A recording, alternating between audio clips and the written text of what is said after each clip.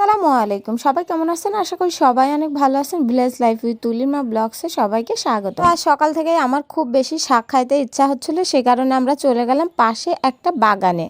এটা কিন্তু জংলি বাগান না, এটা আমার আম্মুর তরকারি লাগানো বাগান। মানে কোনো সার ইউজ করা হয় না, এসব সবজিগুলোতে কোনো কৃত্রিমতা নেই। সবসময় গোবর সার দিয়ে আম্মু এই সবজিগুলো চাষ করে। তো আমি চলে এসেছি আমার ঝাল বাগানে। এই যে ঝাল দেখছি, এখান থেকেই কিন্তু ঝালও উঠাবো। ঝাল গ্রামের ভাষায় আমরা ঝাল বলি, কাঁচা ঝাল, পাকা ঝাল, কিন্তু শহরে হয়তো এগুলোকে মরিচ বলে। এসে আমি এই যে প্রজাপতি দেখলাম, প্রজাপতির কয়েকটা পিক উঠাই নিলাম। এবার আমাদের কাজে লেগে পড়লাম। অনেকে অবশ্য বলবে আপনারা এসব কি খান, কিন্তু আসলে এগুলো অনেক সুস্বাদু। তো আম্মু কিছু কচুর পাতা ছিঁড়ে নিচ্ছে। এর আগে কিন্তু আমরা তেলাকুচোর পাতা খাইছি। তেলাকুচো অন্য জায়গায় কি বলে সে নামটা আমার জানা নাই, বাট আমাদের এই দিকে তেলাকুচো বলে। ওই শাকটা কিন্তু অনেক মজা লাগে রান্না করলে।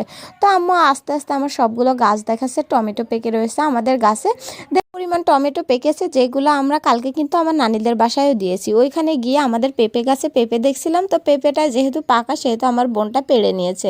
দেন আমাদের শাকটা খুবই অল্প পরিমাণে হয়ে গেছিলো, সেই কারণে আমরা পিছের বাগানে আর একটা গেলাম। গিয়ে এইখান থেকে যে লাউয়ের শাক তুলছে, আমার আবার লাউয়ের শাকটা খুব বেশি পছন্দ। এখানেও কিন্তু টমেটো গাছ ছিল যেগুলো পাখিতে খায়। তো আম্মু বললো চলো কিছু রসুন উঠাই নিই। তো দেখেন আম্মুই জানে যে কোথায় কি লাগিয়েছে, তো কিছু রসুনও কিন্তু উঠিয়ে নিলাম। রসুন উঠানোর পর কিন্তু আমরা লেবুও উঠাই নিলাম, কারণ শাকের সাথে লেবুটা কিন্তু সে জমে যাবে।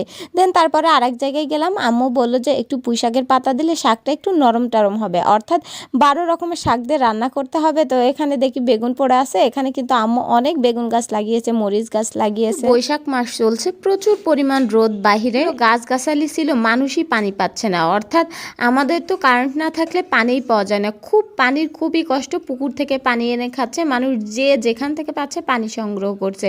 আলহামদুলিল্লাহ আমাদের বাসার কলটা ভালো আছে, সেই কারণে আমাদের সমস্যা হয় না। তো এই যে আমার ছোট কাকু অফিসে যাওয়ার আগে দেখা করে গেল। দেন আম্মু এই যে পুঁই শাক কাটছে, সকল রকমের সবজি একসাথে কেটে নিচ্ছে। তো সবজিটা আসলে সবজি বলতে শাকটা আমার খুবই পছন্দের। থেকে আসার পরে আমি এই শাকটা খাবোই আম্মুর হাতে, কিন্তু আমাদের বাসায় অনেক আত্মীয় স্বজন ছিল, সে কারণে আম্মু রান্না করে নাই। কারণ অনেকের আবার শাক পছন্দ না, বিশেষ করে গ্রামের মানুষ। সব থেকে মজার একটা ব্যাপার, গ্রামে আসলে কিন্তু সব কিছু সজীব সতেজ পাওয়া যায়, মনটাও কিন্তু এরকম ব্রড মাইন্ডের হয়ে যায়। তো এই যে শাকটা রান্না করার জন্য আম্মু প্রথমে এই যে শাকগুলা পানি দিয়ে সেদ্ধ করে নিচ্ছে। সেদ্ধ করার পর দেন পেঁয়াজ রসুন কেটে নেবে, নিয়ে ওটা তেলে দিবে। তবে কি আম্মু এখানে একটা ট্রিক্স অবলম্বন করে, শাকে কিন্তু একটুও পানি রাখে না। আর এই শাকটা রান্না করা আমি কিন্তু ঢাকায় অনেকবার ট্রাই করছি, কিন্তু আম্মুর মতো কখনোই আমি শাক রান্না করতে পারিনি। আসলে মায়ের হাতের জিনিসের একটু টেস্টটাই অন্যরকম হয়। আমার দাদিও কিন্তু আমার আম্মুর হাতের শাক রান্না করা অনেক বেশি পছন্দ করে। আর ভিডিওটা ভয়েস ওভার করছে আমি অনেক পরে। আমি কিন্তু আমার দাদিকে ডাক দিয়েছিলাম খাওয়ার জন্য। সবাই আমার দাদির জন্য দোয়া করবেন, আমার দাদি অনেক অসুস্থ।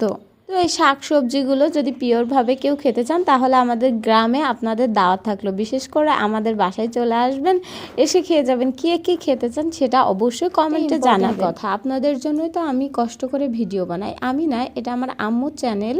তো আপনাদের জন্য আম্মু কিন্তু অনেক কষ্ট করে, কিন্তু আপনারা একটা কমেন্ট বা লাইক করেন না, আমাদের কষ্টের কোনো দাম দেন না। আপনাদের যদি উৎসাহ না পাই, তাহলে তো আমরা ভিডিও বানাতে পারবো না। তো আপনারা সবসময় আমাদের পাশে থাকবেন, আমাদের লাইক কমেন্ট করবেন, যাতে আমাদের ভিডিওতে রিচ হয়। ইদানিং দেখছি রিচটা অনেক বেশি কমে গেছে।